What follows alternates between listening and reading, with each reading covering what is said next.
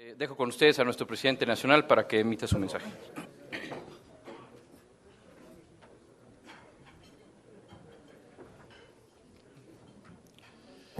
Muy buenas tardes, tengan todos ustedes.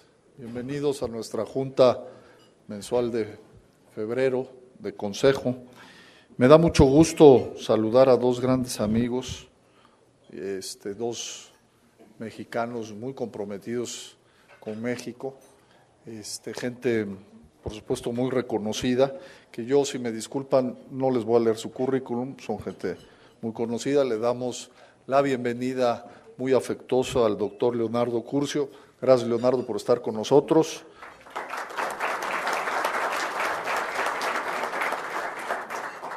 Y, por supuesto, al doctor Jorge Castañeda. Gracias, Jorge, por acompañarnos.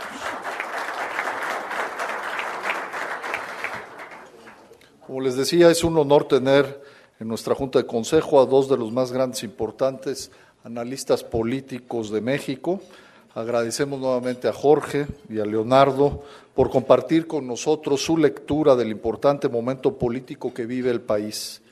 A 7 semanas del inicio oficial de las campañas por la Presidencia de la República y el Congreso de la Unión.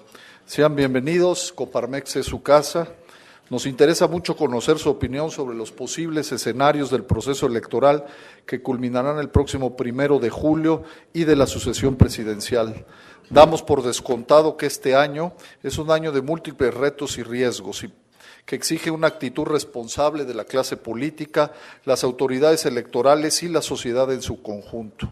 Además de votar por un nuevo presidente de la República y la renovación del Congreso de la Unión, se elegirá al jefe de gobierno del Distrito Federal, a 6 gobernadores, Yucatán, Tabasco, Guanajuato, Chiapas, Jalisco y Morelos, asimismo 533 diputados locales y 844 alcaldes. Para Coparmex, el 2012 representa una gran oportunidad para que los ciudadanos participemos activamente en la vida política del país desde la perspectiva cívica. La misión es definir un rumbo para la nación y nuestras comunidades. Antes de quien esté en el poder, nos interesa saber qué hacer con él. El gran reto en este sentido es construir una agenda ciudadana para que los candidatos la incluyan en sus plataformas y no puedan evadirla en la discusión y los compromisos. Eso haremos en Coparmex con nuestras propuestas y programas de acción cívica 2012. La democracia existe, funciona y perdura en función de la participación ciudadana. Que la gente sea quien marque el debate público y garante de la gobernabilidad democrática, legitimada en la voluntad popular. Este debe ser el sentido del 1 de julio, más que de competencia de imágenes, promesas vagas, spots, demagogia y encuestas de popularidad. El tiempo y los recursos invertidos en nuestra estructura partidista electoral son más de 100,000 millones de pesos en los últimos 10 años, que debe servir mucho más que cambios de estafeta. Estimados Jorge y Leonardo, los empresarios de Coparmex tenemos inquietudes que seguramente han escuchado de mexicanos de los más diversos sectores y de todas las regiones del país. Si el IFE, con tantas inconsistencias por la reforma electoral del 2007, logrará cumplir con su mandato con autonomía, imparcialidad, credibilidad, eficacia y apego a los principios democráticos. ¿Cómo hacer que los funcionarios y representantes públicos se abstengan de usar los recursos y atribuciones que manejan para fines electorales? Más aún, evitar que se filtre dinero de la delincuencia en las campañas o que los criminales intimiden a candidatos o votantes. ¿Qué podemos hacer para propiciar procesos electorales limpios, con debate de ideas, propuestas viables y proyectos de nación bien sustentados? Obligar a los candidatos a que especifiquen los qué y los cómo con posturas claras. ¿Cómo obligar a los candidatos a comprometerse a no descalificar los resultados a menos que tengan pruebas contundentes de irregularidades sustantivas? La democracia no puede estar sujeta a contendientes que respeten la legalidad y las instituciones solo si les va bien y buscan socavarlas en caso contrario. A todos los mexicanos debe preocuparnos y ocuparnos el que los candidatos electos se comporten con ecuanimidad, que pongan los retos que asumirán por encima de su filiación partidista, sumando voluntades. No están adquiriendo un patrimonio, sino construyendo una alta sino construyendo una alta responsabilidad sobre la que deben de rendir cuentas. Nos interesa su opinión sobre la posibilidad para conformar gobiernos de coalición. Consideramos que hay que demandar a los candidatos su postura al respecto. El sistema de partidos y la división de poderes no tiene por qué degenerar en una confrontación permanente y parálisis como la que hemos padecido por ya demasiado tiempo todos los mexicanos. La falta de mayor dinamismo de nuestra nación en la ruta del progreso y la justicia obedece en gran medida a la mezquindad que ha privado en la política mexicana. ¿Cuál es la posibilidad de romper esta inercia y qué podemos hacer los ciudadanos para ello? Lo último que queremos ver son actitudes que polaricen a la sociedad, minen las instituciones, comprometan la estabilidad y la gobernabilidad como en el 2006. ¿Cuál es su visión sobre el desafío de lograr una sucesión presidencial republicana aceptados por todos en el 2012? Desde luego, no importa que los servidores públicos y representantes populares en funciones, nos importan más bien, concluyan sus periodos con responsabilidad, productividad y amplitud de miras, dejando las cuentas en orden y el país en las mejores condiciones para un buen inicio de sexenio. El 1 de diciembre del 2012, queremos ver al nuevo presidente de la República del partido que sea en el Congreso, recibiendo la banda presidencial en una ceremonia republicana con solemnidad y respeto, con el reconocimiento, buena voluntad y disposición de todos los mexicanos para que pueda ejercer un liderazgo útil para la nación. El objetivo debe de ser abrir una fase de transformación, unión y prosperidad. Mejor aún, si iniciamos esta nueva fase ya equipados con una reforma política que sirva como catalizador de la renovación de México. Consideramos que esto es posible si los ciudadanos nos organizamos, presionamos lo suficiente y exigimos como es nuestro derecho. Los ciudadanos debemos mirar a las elecciones teniendo siempre en mente un fin trascendente, la definición de un proyecto común de nación. Estos son algunos de los retos que mueven a la comunidad Coparmex en este año político. Escuchamos con sumo interés la visión de nuestros distinguidos invitantes. Bienvenidos Leonardo y Jorge, y sin más preámbulos, les cedemos la palabra. Creo que tú empiezas, ¿verdad, Jorge? Donde tú quieras. Yo creo que aquí puede ser.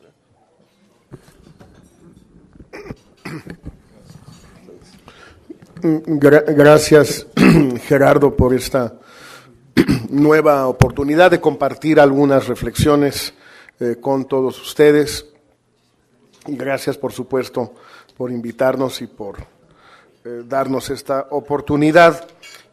Voy a tocar muy rápidamente 4 puntos de lo que puede ser este año electoral o sucesorio, en el entendido de que seguramente Leonardo tocará otros y que en la breve sesión de preguntas y respuestas podremos ahondar en estos temas. El primer punto que quisiera yo enfatizar, ya Gerardo lo decía, es que ojalá, pero ese ojalá no es un deseo piadoso, hablando de Coparmex, es algo que pueden hacer ustedes, ojalá se le pueda imprimir un sello programático mínimo a la contienda. No nos hagamos tontos, las elecciones presidenciales en el mundo entero, en cualquier país democrático, tienden a ser concursos de belleza real, con copete, sin copete, en fin, con falda, con pantalones, en fin, de todo, con canas, sin canas, bueno, eso es lógico y no lo vamos a cambiar y se entiende. También es cierto que las elecciones son asunto de estructura, de aparato, de maquinaria, y eso también es perfectamente lógico y normal. Pero sí pienso yo que después de 2 elecciones presidenciales democráticas, pero muy referendarias, 2000 sacar al PRI de Los Pinos, 2006 que no llegue el peje a Los Pinos, esta podría ser un poquito más programática, algo de contenido sustantivo. Con Héctor Aguilar Camín acabamos de sacar un nuevo libro, Una Agenda para México 2012, muchos de ustedes lo tienen gracias a Coparmex, a Gerardo, espero que los que no lo tengan lo puedan comprar, muy barato. Este es una contribución, pero va a haber muchas más, o ya hay muchas más, es decir, ya hay muchos elementos que los candidatos pueden tener para que hagan suyas estas propuestas o rechacen estas propuestas, pero que la discusión sí tenga un elemento programático. Y decía yo que Coparmex tiene un papel que desempeñar en esta materia, porque todas las partes organizadas de la sociedad civil en México, sean empresariales, sean de profesionistas, sean sindicales, sean de todo tipo, son las que van a poder obligar a los candidatos a venir y a definirse. Pero hasta donde sea posible, no preguntándoles qué van a hacer, sino más bien tratando de plantearles una serie de propuestas que Coparmex siempre ha tenido y que se definan ellos en torno a las propuestas, en este caso, de Coparmex o de Consejo Mexicano o de los sindicatos, de lo que se quiera.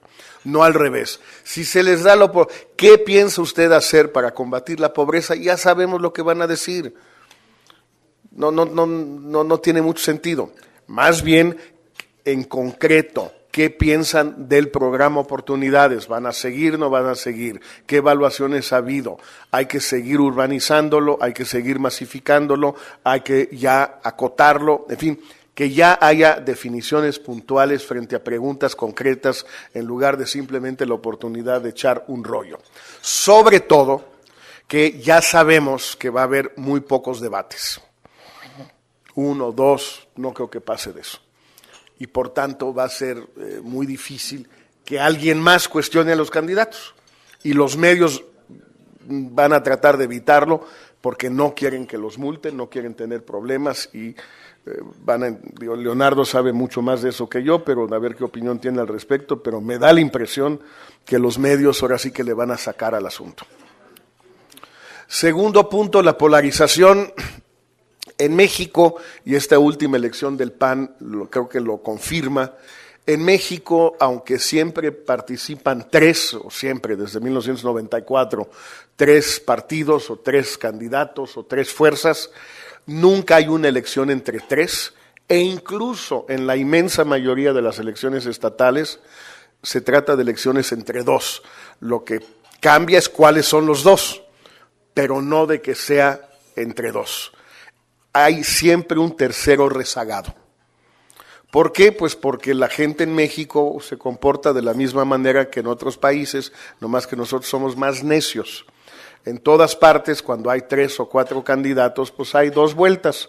Es lo que hacen los países serios. Nosotros no, en esta materia, no somos un país serio, entonces no tenemos 2 vueltas formalmente, lo cual no quiere decir que en los hechos no haya 2 vueltas. Sí las hay. La primera vuelta es en las encuestas y la segunda vuelta en las urnas. Punto.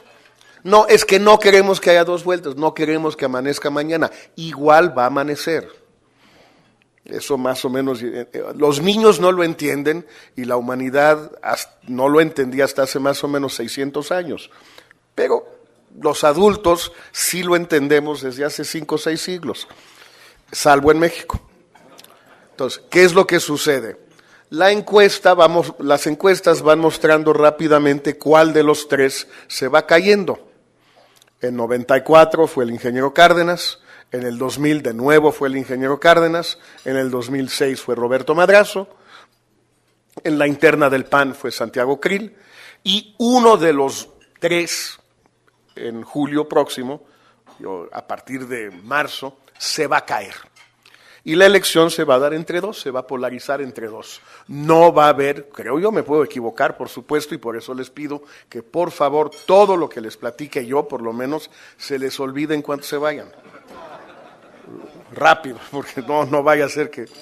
Pero lo lógico, lo que debe pasar es que se polarice entre 2 y se caiga 1.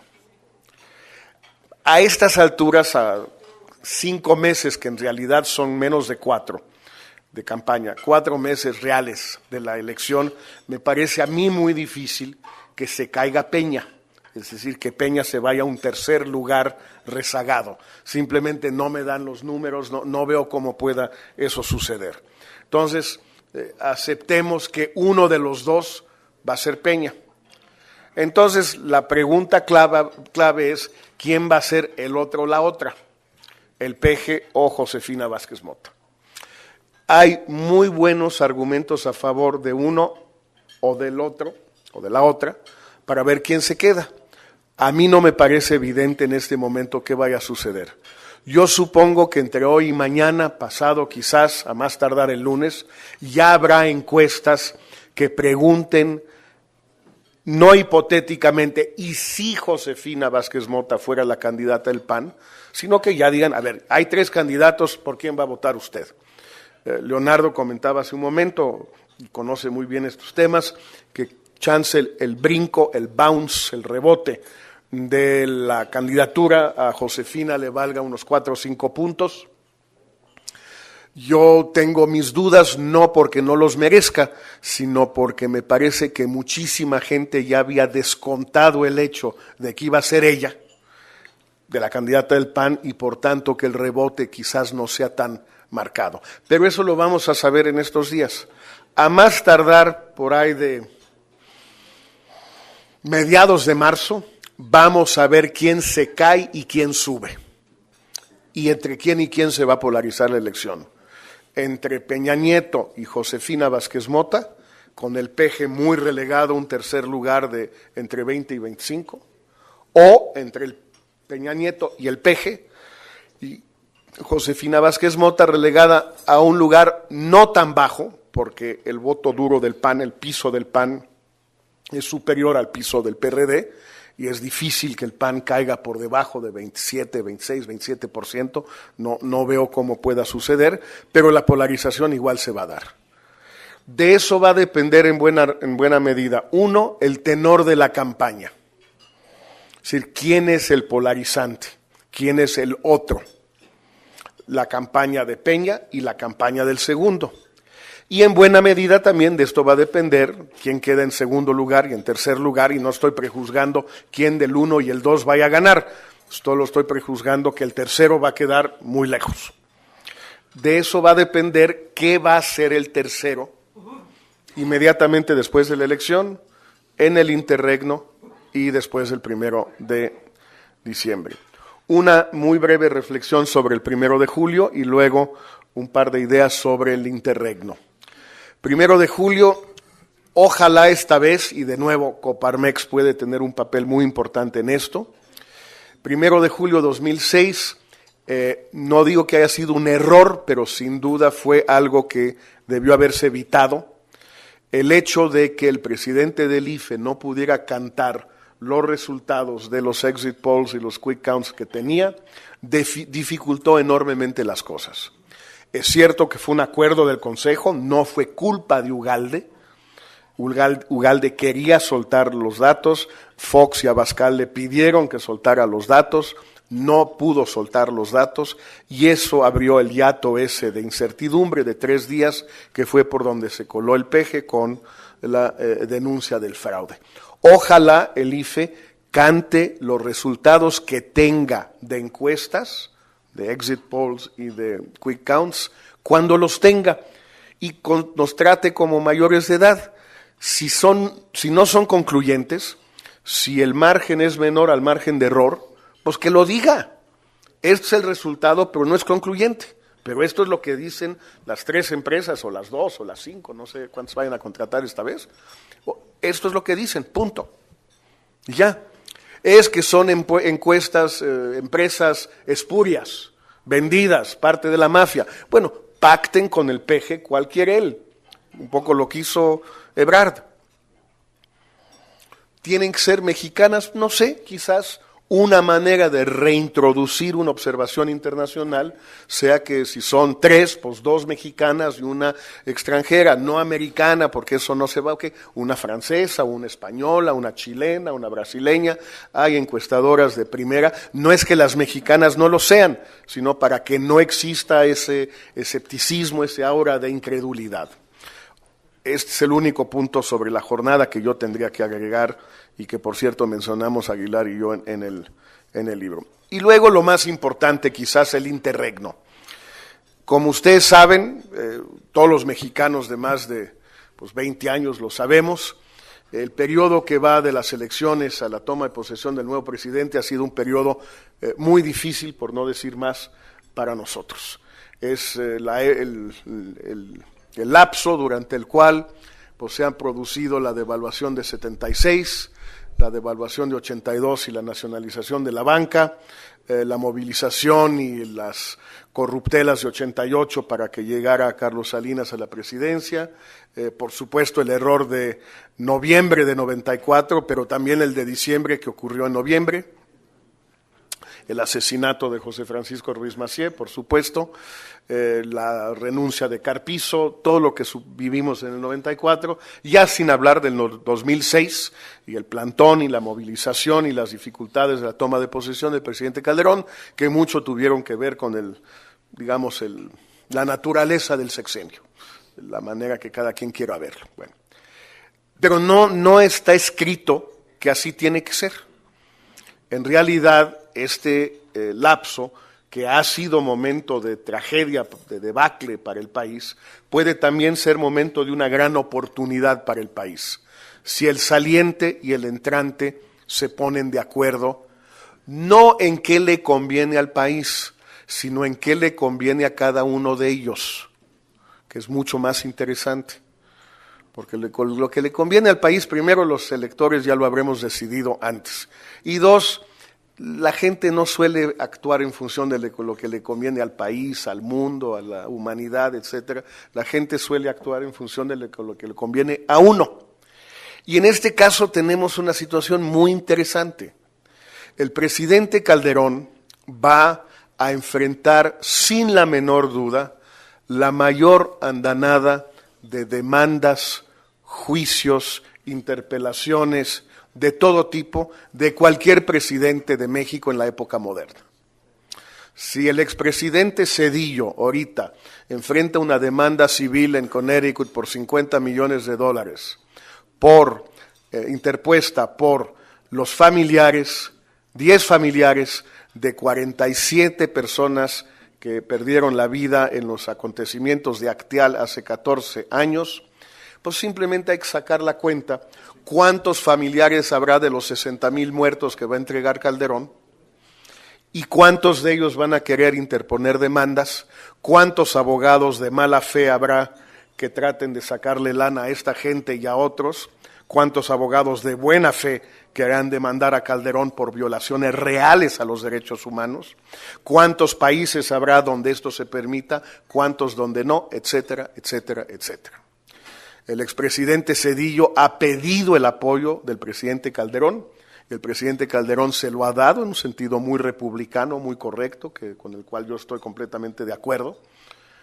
Pero, en fin, es bastante más fácil para Calderón hacerlo con alguien que fue presidente hace ya 12 años, que dejó la presidencia, y por acontecimientos que se produjeron hace 14 años, y donde, pues digamos, puede haber la ligera sospecha que pueda haber alguna mano rara detrás de esta demanda. Ligera sospecha.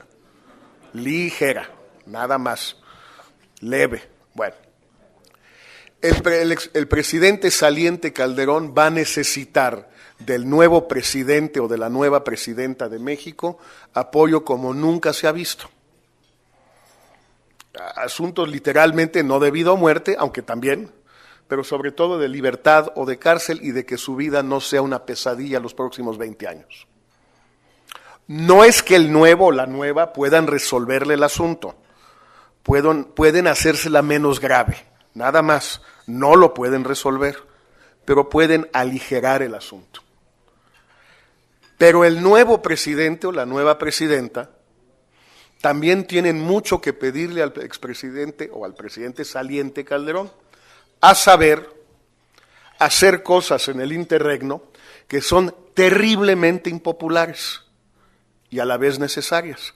Me quedo con una para terminar, no sé si Fonserrada siga con nosotros. No. Bueno, él mencionaba en su última lámina el subsidio a las gasolinas y a las tarifas eléctricas. En el libro Héctor y yo, que calculamos muy malas cosas casi siempre, nos quedamos con alrededor de 150, 180 mil millones de pesos de subsidios de ambos, de CFE y de Pemex. Fonserrada, sumando las dos, daba más o menos 250.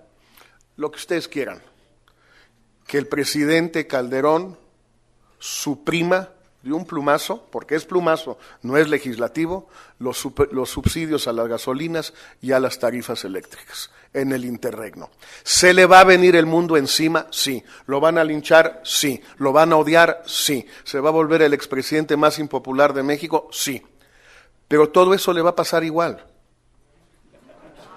Igual. La diferencia es que en un caso le va a pasar, uno, por buenas razones, y dos, le va a pasar con el apoyo del nuevo presidente o presidenta, y en el otro caso le va a pasar sin nada. Ojalá le vaya pensando el presidente Calderón y ojalá le vayan pensando los candidatos que se lo pidan. Gracias, Gerardo. Gracias, Jorge. Te paso el micrófono, Leonardo. Gracias, Gerardo. Bueno, gracias, presidente, por la invitación. Buenas tardes a todas y a todos. Es un privilegio compartir la mesa con el presidente y con el doctor Castañeda. Yo rápidamente quisiera retomar parte de lo que decía Jorge. Ciertamente esto de sugerirle a Calderón que utilice una espada o la soga no debe ser muy atractivo a la hora de sugerirle a un presidente haga esto o haga aquello, pero sí es interesante ver que su mejor opción es Josefina Vázquez Mota y no necesariamente la tiene de su lado.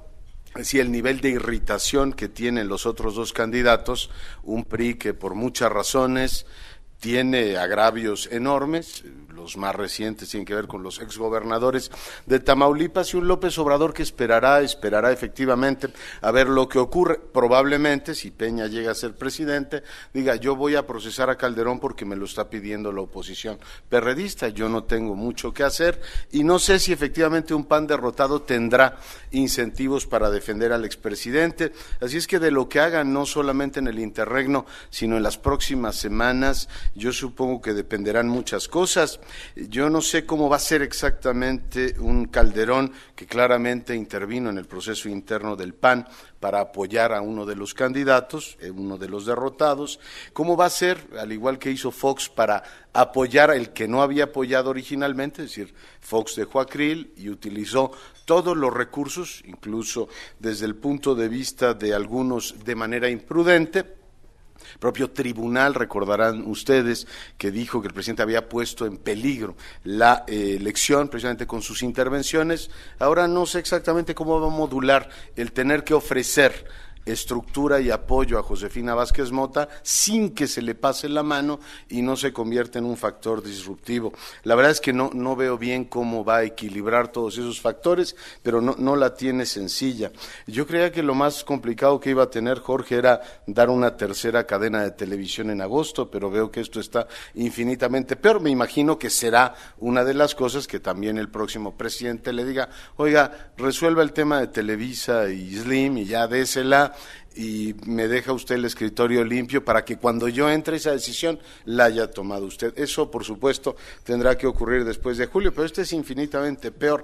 A ver, yo rápidamente comparto con ustedes 3 escenarios. Jorge planteaba con mucho tino lo que han sido las elecciones federales en los últimos años, y yo las invito a que me acompañen en un viaje exploratorio por las elecciones locales de los últimos meses en este país. Saquemos 3 escenarios, yo de entrada estoy ya descartando uno y me la estoy jugando entre 2. A ver, los voy a llamar el Estado de México, Veracruz y Michoacán. Por supuesto, el sistema de partidos y las elecciones a nivel nacional no tienen la misma lógica que las elecciones locales en este país, eso lo saben hasta los niños de pecho. La elección del Estado de México no determina la presidencial y ninguna otra de las locales puede efectivamente decir así va a ocurrir. Pero sí hay, digamos, algunas regularidades. ¿Qué ocurrió en el Estado de México? Ocurrió que un candidato, el del PRI, Erubiel Ávila, pues inició la campaña en un 50 y tantos %, es decir, en el primer lugar, con una distancia enorme respecto a priistas y perredistas, panistas y perredistas. Se frustró la alianza opositora, que había dado resultado en otras entidades. En el Estado de México ni Peña ni el PG la quisieron y no se dio. Y Erubiel Ávila arrancó en 50 y tantos en las encuestas y terminó ganando por 61%, Encina se quedó en 20% y Bravo Mena en 12%. Yo creo que es altamente improbable que nos encontremos a nivel nacional con un escenario así, que si un Peña entra, como está ahora, con un nivel altísimo, inician las campañas, como están sobrereguladas, no se moverán mucho los números, Josefina se quede en los niveles de Encinas y el PG cumpla la función de Bravo Mena. Dudo francamente mucho que ese escenario ocurra, pero podría efectivamente considerarse. El segundo escenario es Veracruz. ¿Qué ocurrió en Veracruz? Tú tienes a un candidato que arranca por la estructura del partido muy arriba, pero arranca, digamos, con niveles de impopularidad fuertes, no les haré el cuento largo, de Fidel Herrera, la imposición de este hombre, del cual ya se ha distanciado, y el PAN entra en una situación, digamos, no la más favorable, tensiones internas fuertes, finalmente Buganza acabó en el equipo de Herrera, tensiones fuertes en el PAN, y la izquierda entra con un candidato ya muy visto. Dante apuesta nuevamente por entrar, y por las buenas y las malas razones los candidatos ya muy vistos son como los matrimonios viejos, dan mucha comprensión, o tienen mucha comprensión, pero también mucha incomprensión. Y los veracruzanos dijeron, ¿sabe qué? Este señor Dante ya lo hemos visto muchas veces, ya estuvo en varias contiendas, ya le dimos 1/3 de la votación, y a la hora de la verdad ni cumple como oposición real en Veracruz, se va, hace sus cosas, y no les hago el cuento largo, el asunto es que con un candidato muy poco popular, el PAN logra meterse a la zona de competencia con el Revolucionario Institucional, e independientemente de lo que decían las encuestas, que decían que el PRI iba a ganar por no sé cuántos puntos, al final la elección se cierra y Duarte tiene 43%, Yunes 40.9%, es decir, le pisó seriamente los talones, y a Dante lo mandaron a 12.9. Es decir, puede ocurrir esto si en vez de Duarte llamamos Peña, si en vez de Yunes llamamos Vázquez Mota, y si en vez de Dante llamamos López Obrador. Alguna similitud encuentro en el candidato de la izquierda, por aquello de ya muy visto. La tercera posibilidad, y que por cierto sería concordante con lo que dice Jorge, la tendencia a la polarización, yo a este escenario le doy el 65% de posibilidades. Y luego está el otro que también puede ocurrir, que es el Michoacán, es decir, el partido que está gobernando tiene un nivel de desgaste fuerte. El caso de Michoacán fue el Partido de la Revolución Democrática, todo, digamos, el ejercicio de la gobernabilidad cotidiana lo paga el desgaste de la seguridad pública, y además tienen algún conflicto en la selección del candidato, no se alinean todos los factores, y el PRI se va colando. La candidata del PAN, candidata también, a pesar de que en otros momentos en Michoacán ha tenido competitividad el PAN, la mujer se mete muy bien en la zona de competencia y logra ir cerrando efectivamente terreno.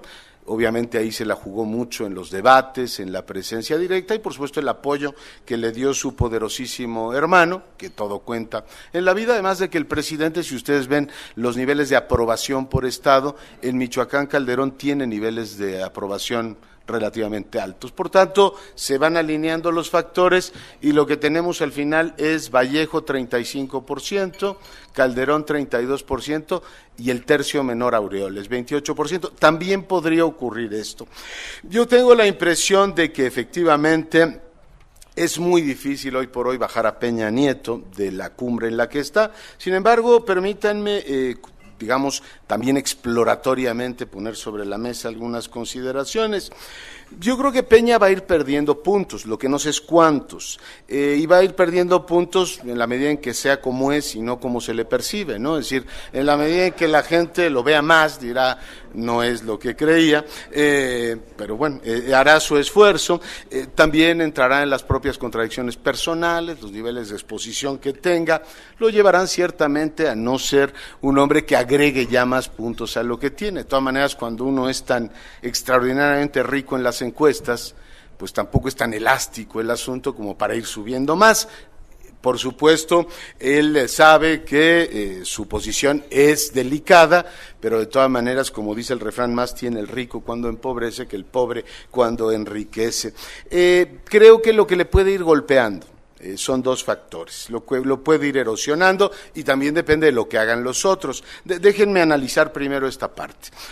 Que los sectores formadores de opinión, a lo mejor no que se abran como candidatos del PAN, como lo hizo el presidente del Consejo Coordinador Empresarial, que no sé si sea una buena idea, pero eso es asunto de ustedes. Pero que los sectores formadores de opinión, el índice expansión, por ejemplo, fue muy josefinista, no sé cómo les vaya con los banqueros, etcétera, pero que algunos importantes sectores que forman opinión importante en este país, empiecen a decir esto de que, oiga, el PRI verdaderamente es buena idea que regrese, y en qué términos nos convendría un PRI mayoritario, y todo lo demás. Y yo creo que sí le puede ir efectivamente quitando algunos puntos a Enrique Peña Nieto. No sé cuántos y no sé con qué intensidad, además no sé si todos los sectores formadores de opinión, e incluso la televisión, tuviera un corazón más josefinista que peñista a estas alturas, o intentar equilibrar cómo pudiesen comportarse. No sé si todos se alinearán. ¿Qué otro factor de desgaste veo? Es uno que no sé si llamarlo correctamente el factor de la herencia apetecida o la herencia añorada.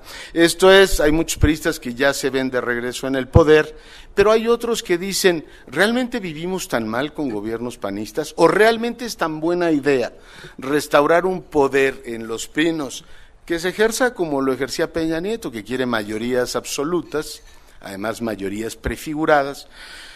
Yo creo que la idea de una mayoría prefigurada es una pésima idea en este país en estos momentos por, digamos, el nivel de desarrollo que hemos tenido y la historia inmediata, pero eso es, digamos, harina de otro costal y puede ser objeto de una buena polémica. La idea de un presidente mayoritario y la idea de un presidente que parta del ordeno y mando, yo creo que a mucha gente dentro del PRI, ojo, dentro del PRI no le está pareciendo tan buena idea. Dos temas les pongo sobre la mesa. La primera es, va Moreira y va a ser el presidente del PRI porque lo he dispuesto. Y la segunda es, vamos al matrimonio con los verdes y la profesora, tal como lo hemos pactado, independientemente de lo que opinen los demás. Yo me pregunto, y lo dejo ahí en el tono especulativo, si a varios gobernadores de entidades federativas, a varios, en el fondo de su alma, o en el fondo de su alma no, en el fondo de su, digamos, intimidad absoluta y su cálculo personal, pero yo no me voy a meter con el alma, además no sé si algunos la tengan, dirán, a ver, ¿a mí me conviene este presidente mayoritario?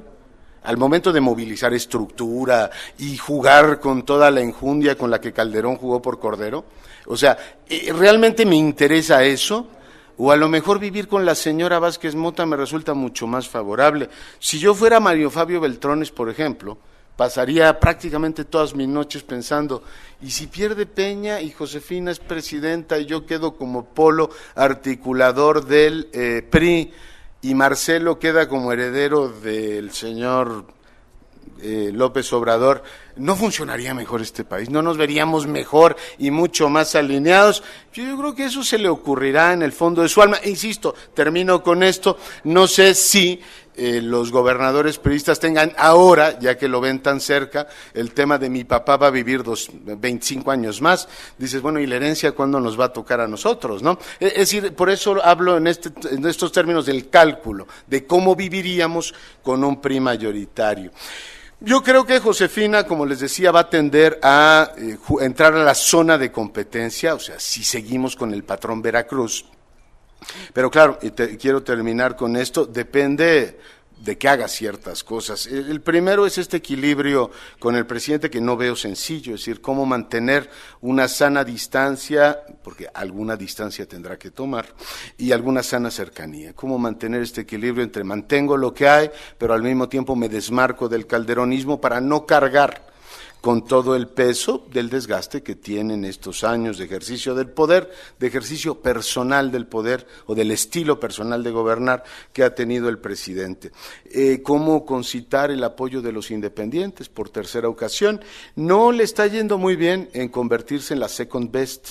O sea, las encuestas indican que para los priistas el second best podría ser López Obrador y para López Obrador los priistas. O sea, tendrías que convencer a la gente de que efectivamente reeditar el apoyo al PAN vale. después de todo la pena. Lo digo no para los que ya están convencidos, sino para ese voto que votó por Fox, que en el momento de la plebiscitaria quieren al Peje o quieren a Calderón, también se corrió por Calderón, no por que estuvieran inflamados del carisma del hoy presidente, ni por que fueran panistas de hueso colorado, simplemente fue un cálculo como cualquier otro. Hay que ver si estos que hacen segunda opción creen que Josefina puede efectivamente tenerlo. Yo creo que tiene que cortejar a los jóvenes. Tienes un sector muy amplio, más o menos un tercio de la población, que ya te dice, oiga, ya estas batallas de Salinas de Gortari, de Luis Echeverría y todo, ya me quedan muy lejos, ¿no? Es decir, para jóvenes de Baja California y de muchas entidades, ya esta historia patria del PRI es como a mí cuando me contaban del gobierno de López Mateos y estas cosas, ¿no? No necesariamente lo recuerda uno o empieza no a formar parte de tu cultura política. Yo creo que entusiasmar a los jóvenes en el sector panista, o sea, para el panista o para los panistas es un tema fundamental. Y bueno, pues tener un buen desempeño en la campaña, hay que ver cómo le ven los debates, hay que ver cómo conecta con la gente, pero en fin, tiene ese espacio, veremos si rebota o no, si arranca después de este salto de convención, como llaman los americanos, o sea, el destape le da puntos, puede entrar efectivamente a una zona cómoda. Yo, si no entra al inicio de las campañas con una distancia de 10 puntos, que es más o menos alcanzable, veo que las oportunidades de que el PAN redite la presidencia se vuelven bajísimas. Y por el lado del López Obrador, termino con esto, lo veo con pocas probabilidades de entrar a la zona de competencia. Jorge nos ponía prudentemente los dos escenarios, creo que vale la pena analizarlos, es decir, también podría dar el salto. Existe esa posibilidad por una acumulación de errores del PAN o por aciertos del Peje. No sé bien qué espacio tenga para ellos, porque el discurso amoroso parece que tiene como fin, y como corresponde al discurso amoroso, el día de San Valentín, que ya está muy próximo, porque ya está de nuevo con los productos malignos, la señora fraudulenta, la mafia y todo lo demás. Así veo yo las cosas. Gracias. Gracias a Jorge y a Leonardo. Vamos a pasar a una sección de preguntas y respuestas. Yo les pediría que fueran preguntas, para que hubiera oportunidad de hacer exactamente. Entonces, por favor, levanten la mano, se presentan y hacen su pregunta muy puntual.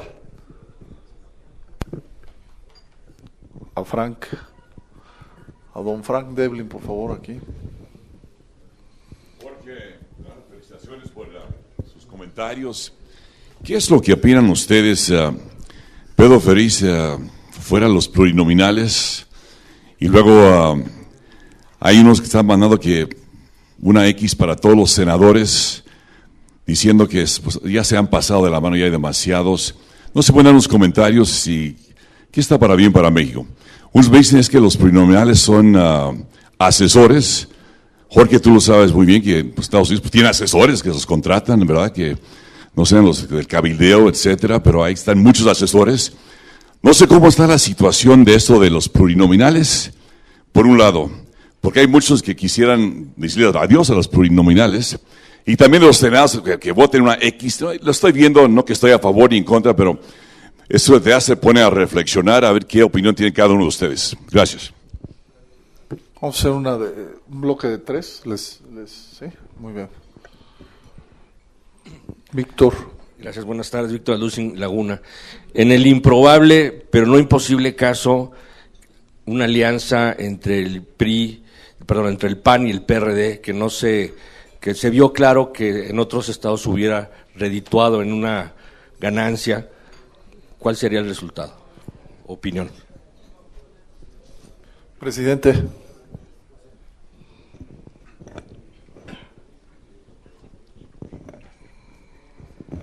Buenas tardes, Óscar Benavides de Jalisco.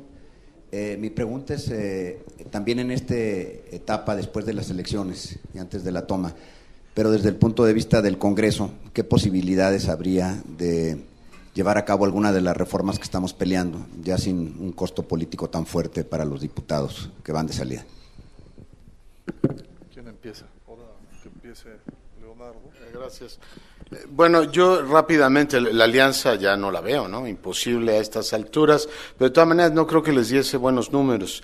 Si me permite recordar la vieja alusión al matrimonio entre Sherlock Holmes y la bailarina, cuando le dijo, si resulta tan bella como usted y tan inteligente como yo, vamos a tener el hijo perfecto. Y a lo cual respondió él, y si resulta tan guapa como usted y tan inteligente como yo, ¿qué va a resultar? Es decir, de las fusiones y de las mezclas nunca sale lo que uno espera, y mezclar ahora panistas, o sea, josefinistas con López Obradoristas puede resultar un engendro imposible. De todas maneras, técnicamente no le veo ninguna posibilidad. La única que había, que era un escenario hipotético, era que si Cordero entraba, en el caso de que Ebrard hubiera sido candidato, eso podía jugarse como una posición de declinación de uno de ellos, pero ahí eran más o menos transitivas las personalidades. En el caso del Peje, pasar votos a verlo declinar por Josefina, francamente no lo veo, lo dejo ahí.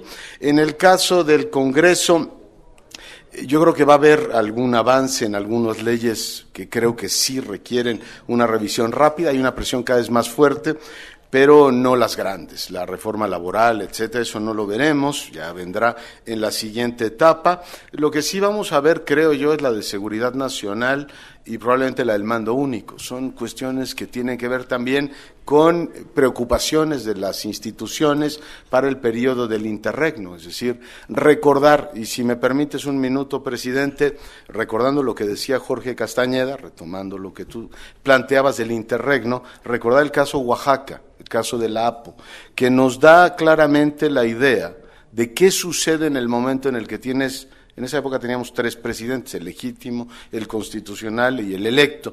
Pero ¿qué pasa en el momento en el que tienes una rebelión y no hay quien tome decisiones?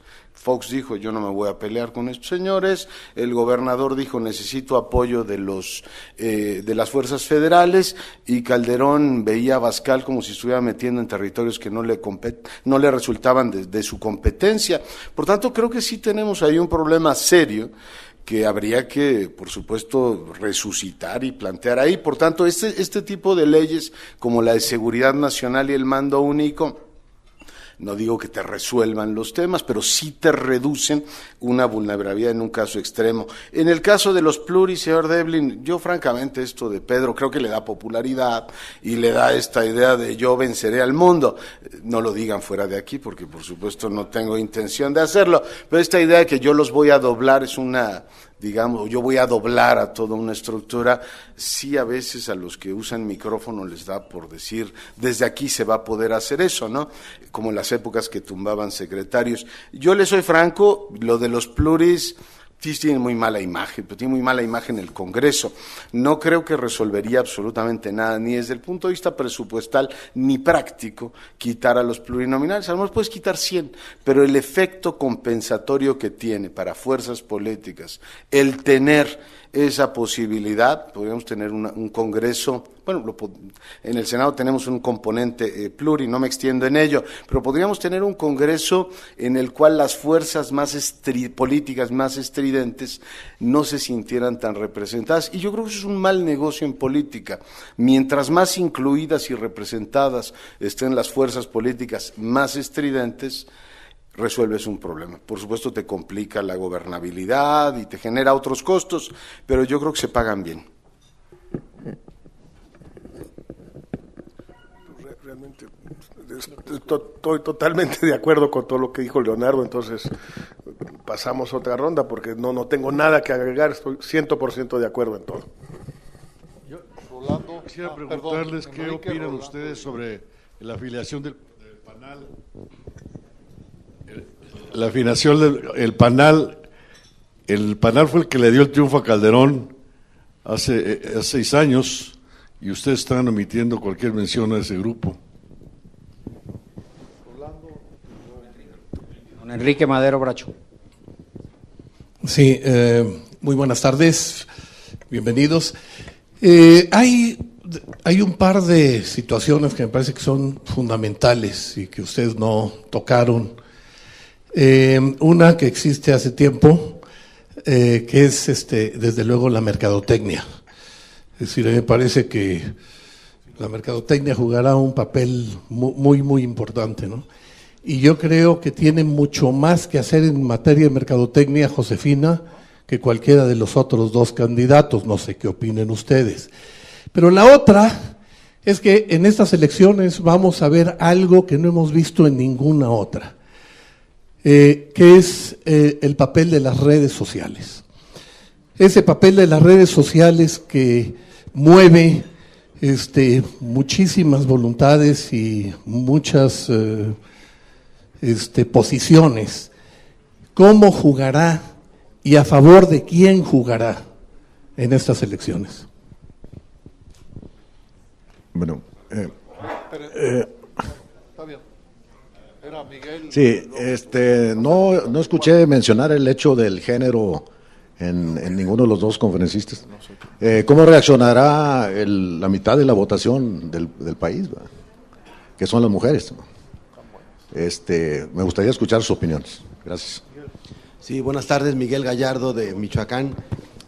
Pensando en que en este ejemplo tuviéramos parecido a la votación, el proceso electoral de Michoacán, de que fuera 3/3, hay un cuarto jugador que me gustaría escuchar sus comentarios, que fuera el crimen organizado. ¿Qué papel va a tener dentro de las elecciones federales? Jorge. Sí. Enrique, sobre lo del panel, bueno, le queda una semana, si no me equivoco, a El Bester para escoger un candidato, una candidata. Creo que le va a costar trabajo encontrar a alguien que no sea suya, porque es demasiado tarde para que alguien que tenga otra cosa que hacer en la vida se aviente ahorita. Y por eso yo mismo ante la prensa he declinado, no ante ella porque no me lo ha pedido, pero también Rosario Robles, también Patricia Mercado, probablemente resulte ser el caso de Esteban Moctezuma, en fin, no sé, pero hay tres que son públicos y por lo menos uno que no es público, pues se supone que sí, que es Moctezuma. Es decir, a estas alturas se ve difícil que encuentre un candidato. A Elba simplemente le fallaron 3 cálculos y pues ya está errando mucho el tiro. Le apostó primero Ebrard en una apuesta aberrante. Nunca había la más remota posibilidad de que Marcelo Ebrard estuviera en la boleta. Eso solo existió en los sueños guajiros de Elba y de Manuel Camacho, de nadie más. Tal vez de Ebrard, no sé, pero nadie más. Entonces eso no iba a suceder y no sucedió. Ni siquiera, yo creo que ellos sabían, Gerardo, no creo que sabían que era puro cuento. O sea, es esa historia fantástica de Camacho, de que él ya había explicado ya al Peje, de que realmente al Peje no le convenía ser candidato porque tenía que ocuparse de sus hijos y ya no meterse en estas cosas y que el Peje lo escuchó con mucha atención, sí, cómo no, sí, no, sí, y mejor, y ahora una de vaqueros, ¿no? O sea, a ver, bueno. Le falló obviamente con Peña porque, y ahí o no estoy de acuerdo necesariamente contigo, Enrique, o sí estoy de acuerdo, pero no fue pertinente. Yo no sé si Calderón le debe su elección a Elba. Tengo mis dudas, los números no me terminan de cuadrar a mí, porque tendría que haber sido enorme la diferencia entre los maestros que no votaron por Panal en presidente y que sí votaron por Calderón, y los que votaron por el Peje, pero enorme. Estamos hablando de 1 millón de personas nada más. Para sacar 250,000 votos de ventaja entre 1 millón, pues saquen los números. Yo no veo que haya tantos maestros en México que voten PAN, o que Elba pueda darles instrucciones de que lo hagan. Los números a mí no me cuadran, pero suponiendo que sí, si uno entra, como decía Leonardo, a una contienda con casi 20 puntos de ventaja. Hombre, 2 o 3 puntos más son muy buenos, pero no son decisivos. Y a Elba se le pasó la mano con Peña Nieto, pidió demasiado y la mandaron al diablo, punto. Así de fácil. Y la tercera apuesta fue Cordero, que tampoco lo resultó. Entonces, yo tengo la impresión que Elba no va a pintar en esta elección. Pero me puedo equivocar, pero me da la impresión que ya no veo cómo lo pueda armar, por ese inmediatismo y esa miopía del Bester Gordillo en materia política, que siempre ha tenido una visión estratégica formidable en materia sindical, no digo educativa, digo sindical. Bueno, son dos cosas distintas, Frank. Su chamba es que le paguen bien a los maestros. Y el Bester ha transformado a los maestros de México en un estamento de clase media. Los maestros de México hace 25 años todavía era gente más bien pobre. Hoy los maestros de México pertenecen a la clase media de este país. Ese es un logro gigantesco para ella y para los maestros. La educación del país es otro asunto, esa es otra cosa. Muy rápido, lo de Josefina, mercadotecnia y nomás una palabra sobre el género. Vamos a ver, la verdad no sabemos. Al día de hoy, a menos de que el equipo de Josefina, Toño nos puede ilustrar al respecto, tenga encuestas. Yo no he visto encuestas públicas que se hayan metido a estudiar ni el tema de género, ni el tema de Josefina en particular y de su imagen. No lo sé. Es decir, yo lo poco que la conozco, pero sí la conozco bien, creo que ella aparece en televisión y en radio como es. No hay gran mercadotecnia, ella es muy sincera, es muy, digamos, transparente en ese sentido. Lo que no sé es si eso cala o no cala, no sé. Mucha gente puede pensar que es obvio que sí, que el país no solo está listo para una mujer presidenta, sino que muchísimas mujeres quieren que haya una mujer presidenta y que va a haber una brecha de género favorable a Josefina. 5 o 6 puntos que ahí está la elección, Otros pueden pensar, y hay datos al respecto, que sobre todo en la coyuntura actual y sobre todo la imagen que Josefina ha dado de sí misma, que insisto es fiel a sí misma, Josefina no es una dama de hierro, no aparece como dama de hierro y no es una dama de hierro, es una mujer inteligente, competente, chambeadora, pero que no es Margaret Thatcher y no quiere ser Margaret Thatcher. Bueno, entonces lo que hay que ver es qué piensa la opinión pública sobre una mujer candidata en esta coyuntura, no en otra, y una mujer que aparece muy noble, muy abnegada, muy chambeadora, pero no como una mujer de hierro. Vamos a ver.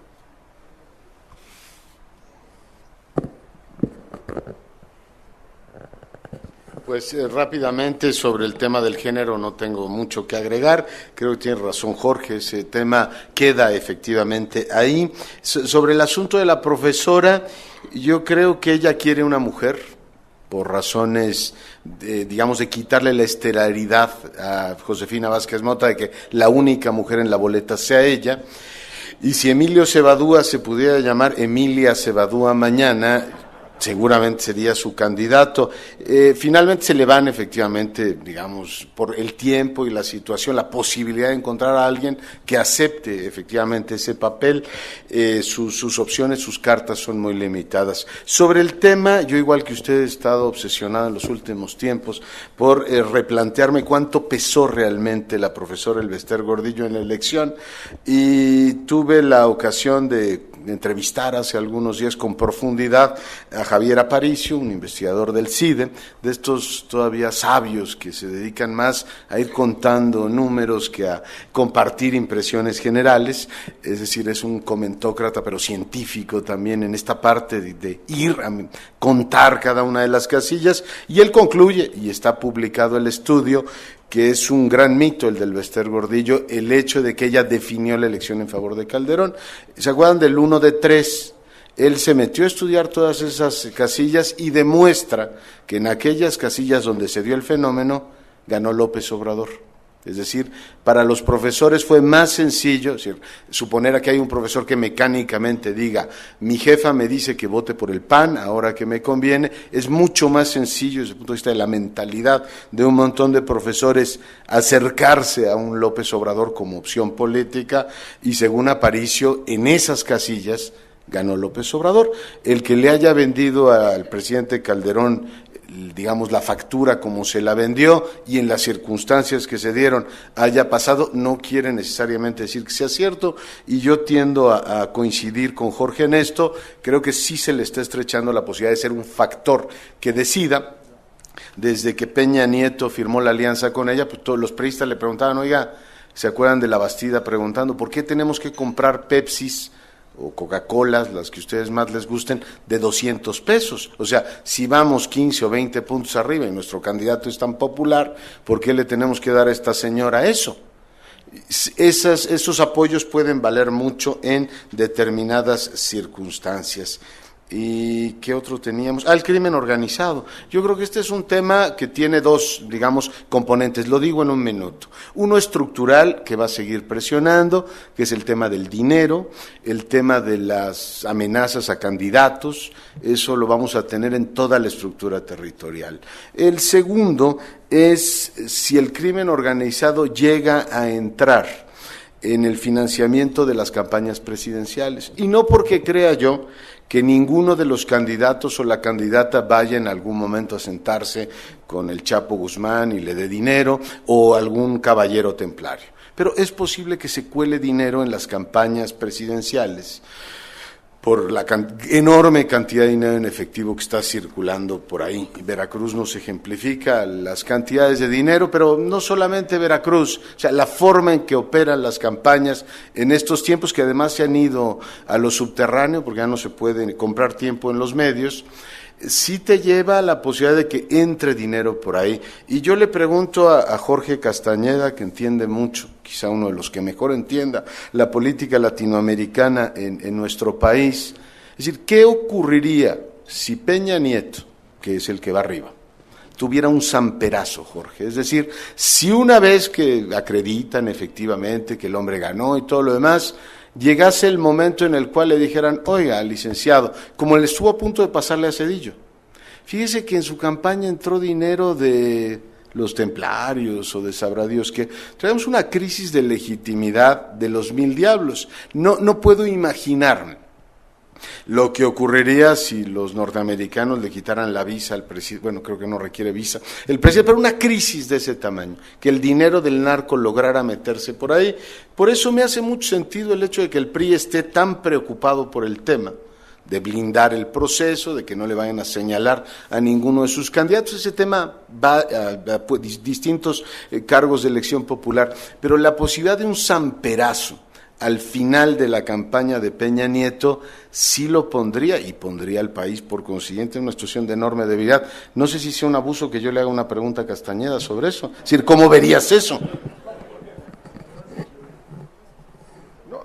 La verdad no se me había ocurrido, pero tienes toda la razón, Leonardo. O sea, eso es un peligro mucho más serio para Peña o para el que gane, da exactamente lo mismo, que el hecho de que el narco se meta a favor de uno u otro, por lo menos a nivel de la presidencia. A mí siempre me ha costado mucho trabajo entender muy bien por qué el narco le iría a fulano en lugar de mengano, o sea, como por qué. No lo acabo de entender. Sí entiendo que pueda haber, digamos, en el 2006, después de las elecciones y el plantón y todo, que ahí sí puedan haber metido las manos en un frente o en otro, ya como parte de una lucha de otro tipo, ¿no? Pero así que el Chapo se siente con el Mayo Zambada y algunos otros y piensen, le deliberen, llamen a algunos asesores, a Leonardo, a mí, a varios otros, a ver ustedes qué piensan, etcétera, y que resuelvan, pues la verdad nos conviene el Peje o Josefina, da exactamente lo mismo, y vamos a echar nuestro resto ahí. No lo veo. Sí veo, ahora que lo dices, que un samperazo pueda ser un peligro real. Ahora, el samperazo sucedió porque querido amigo Fernando Botero anduvo buscando lana de todas partes y pues encontró la que había en Colombia, y pues no hay mucha, pues esa es la que hay. Yo tengo la impresión que los tres candidatos van a ser muy cuidadosos, sobre todo los dos que tienen acceso a fuentes privadas, que son Peña Nieto y Vázquez Mota, van a ser muy cuidadosos en tratar de evitar eso hasta donde sea posible, o solo recibir dinero que tenga una etiqueta muy clara, muy confesable y confesada, las dos cosas. Sé por ahí, por chismes, que Peña Nieto está haciendo un esfuerzo incluso por decirle a magnates que no necesita dinero, y la verdad, con la cantidad de lana que le está dando el IFE, el erario a los partidos, y que ya no pueden gastar en tiempo aire, porque esa es la otra gran tragedia de la reforma del 2007, es que de todos modos los partidos van a recibir más lana que en el 2006, poquito más de $500 millones, va a costar el chistecito pero no pueden destinarlo a lo que destinaban el 75% del gasto. Entonces casi tienen que encontrar en qué gastar esa lana, porque pues no da. Entonces, la verdad que el incentivo de ir a buscar dinero privado no presentable, no confesable, se me hace que es menor, pero el peligro que mencionas, insisto, no se me había ocurrido, creo que es real y que tienes toda la razón, Leonardo. Lo de redes sociales, ¿quién contesta? Perdón. Bueno, es otro tema sobre como el de género, como el del narco, como el de Elba, que la verdad no sabemos. Sabemos que ha crecido enormemente el número de personas con smartphones, sabemos que ha crecido el número de tuiteros y sabemos sobre todo que ha crecido el número de gente en Facebook en México. México es un país mucho más de Facebook que de Twitter. ¿Qué efecto, qué impacto tiene esto en una elección, en la opinión pública, en las preferencias electorales? No lo sabemos. Las pruebas son muy poco concluyentes. El incidente de Guadalajara de Peña Nieto se volvió viral muy rápido, tuvo un enorme impacto en las redes y al día de hoy, esto puede cambiar, pero al día de hoy no ha tenido ningún impacto en las encuestas, ninguno. ¿Qué es lo que puede suceder? Una cosa indirecta tal vez, que las redes sociales en sí no impacten, pero obliguen a los medios masivos de comunicación a destacar temas que de otro modo no destacarían. Es decir, si pudiera Televisa evitar tal o cual tema negativo para Peña Nieto, o si tal o cual cadena o periódico pudieran evitar tal o cual tema negativo para Josefina, pues lo harían, pero las redes sociales los obligan a hacerlo, y ya una vez que el asunto pasa de ser viral a ser de medios masivos, eso sí impacta. Puede ser. Yo tengo mis dudas, no lo sé, pero sí tengo dudas. No sé, Leonardo, si... Yo también tengo dudas, y como mi red social no funciona porque no tenemos señal, me quedo sin argumentos. No, hablando en serio, yo creo que las redes sociales es algo todavía inédito. Creo que, como dice Jorge, es un tema sobre el cual no hemos podido experimentar. En algunos países como Gran Bretaña, fíjense, donde se usó intensamente después de la elección de Obama.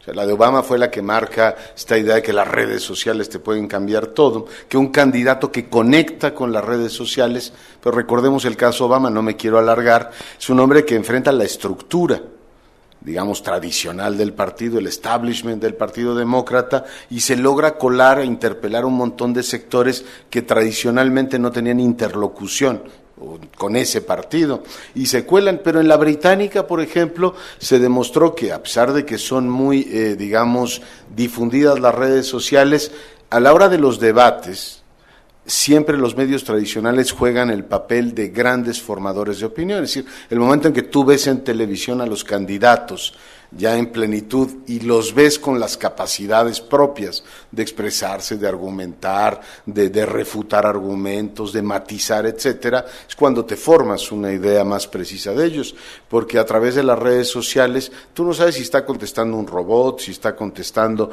un asesor, si está contestando el más inteligente de tus colaboradores, y por tanto no puedes definir, o sea, no se puede predeterminar que a partir de lo que ocurre en las redes sociales puedas orientar en un sentido o en otro la votación. Creo que hay tres cosas fundamentales, las digo en 20 segundos cada una. Uno, hay un electorado joven que sí se nutre de información a partir de estas redes sociales, y por consiguiente en los equipos de campaña, igual que atienden televisión, igual que atienden radio, igual que atienden periódicos, igual que atienden la campaña territorial, tienen hoy que atender esa campaña. Y entender esa campaña no es mandar mensajes, voy al segundo punto, genéricos de yo soy el mejor candidato, quiero un Estado eficaz, a México lo que le hace falta es esto y aquello, sino tejer comunidad. Yo no sé si ustedes participan en las redes sociales, pero la red social como efecto, y lo decía muy bien el The Economist hace un año, es como volver al café o volver al bar. Uno va al bar a platicar con los amigos de los temas que le gustan. Es decir, yo me reúno con los señores a hablar o de la Liga de Fútbol de Gran Bretaña o de la cacería de lo que ustedes quieran, del jaguar. Si yo hiciera comunidad con Gerardo y con Jorge, pues haríamos seguramente una comunidad de política mexicana y discutiríamos cómo van las encuestas. Yo me metería al Facebook de Castañeda para discutir qué va a pasar con Correa, cómo está, digamos, acogotando literalmente a la prensa, etcétera. Pues te metes a las comunidades donde a ti te interesa. Si el candidato no entiende, o los candidatos, que a las redes sociales no les vas a decir lo que te dé la gana, sino entrar a una comunidad, como si yo me sentara en su mesa y tuviera que empezar a hablar con ustedes de esos temas, no habrán entendido absolutamente nada, y por tanto pues, el esfuerzo será totalmente inútil, pero no tengo más ideas que esas sobre cómo va a operar. Lo que me queda claro es que las tienen que atender. Hay un sector que sí está, a partir de ahí, insisto, como hay un sector que escucha radio, como hay un sector que ve televisión y lee periódicos, como hay que atender a la comentocracia, como hay que atender a los grupos formadores de opinión, hay que atender esas redes sociales y darles la dimensión que tienen. No tengo la impresión de que tal como están las cosas vayan a definir nada en la elección que viene en julio, pero es un fenómeno creciente.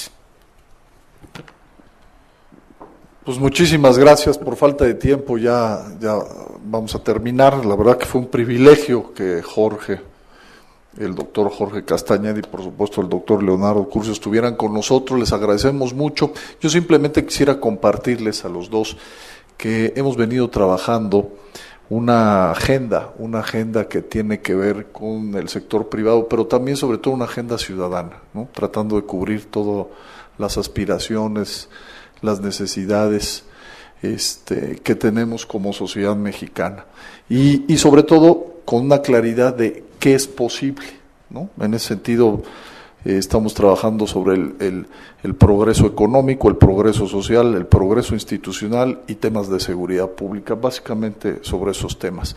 Y nos vamos a enfocar mucho también en que esta agenda, estamos convencidos que hay que empujarla y ahora es el momento de empujarla. Hoy tenemos la oportunidad, por los tiempos políticos que vienen, de que esta agenda pueda ser parte de las propuestas de los candidatos y sus partidos políticos, más bien de los partidos políticos y sus candidatos, y se comprometan, la hagan parte de esta propuesta y termine en acciones de gobierno que tengan una claridad en beneficio de todos los mexicanos. Entonces ahí vamos a estarlos invitando que nos ayuden a participar, vamos a invitar a los candidatos a la presidencia en los meses siguientes y también les quiero reiterar el compromiso que tiene la Confederación con el tema de democracia. Por supuesto con el IFE, como saben hemos estado muy activos, nos preocupaba mucho el IFE incompleto, llegamos inclusive a demandar al Congreso de la Unión, que fue parte de la presión ciudadana que se dio. Yo creo que era fundamental tener un IFE como marcaba las leyes. También una reforma política, como tú sabes, estamos comprometidos con tema de la reelección de las candidaturas ciudadanas, ya sea de la segunda vuelta, etcétera, etcétera. Eso vamos a seguir empujando y de manera muy importante estamos comprometidos con la libertad de expresión. Entonces vamos a seguir empujando que la reforma del 2007, que ya a todas luces, y que nosotros sí lo dijimos a tiempo, pusimos 44 amparos, tenemos hoy 22, tenemos el único amparo que hemos ganado por un juez federal que es en Morelos, vamos a seguir empujando ese compromiso con la libertad de expresión y mañana precisamente en la Comisión Ejecutiva viene gente, los abogados, para determinar si vamos a la Corte Interamericana de Desarrollo, a seguir empujando esto. Yo, para terminarle, en una reunión con empresarios, donde yo empujaba que fuéramos todo el sector y donde se resolvió que no. Yo simplemente termino con la reflexión que les hice. Le dije, si nosotros hubiéramos tenido la legislación que hoy tenemos, no hubiéramos podido defender y decir lo que dijimos en el 2006, y hoy seguramente el presidente hubiera sido Andrés Manuel López Obrador y las realidades podrían haber sido muy distintas. Entonces, nosotros les reiteramos ahí nuestro compromiso, les agradecemos profundamente que hayan estado en Coparmex y los invitamos a seguir participando con nosotros. Muchísimas gracias.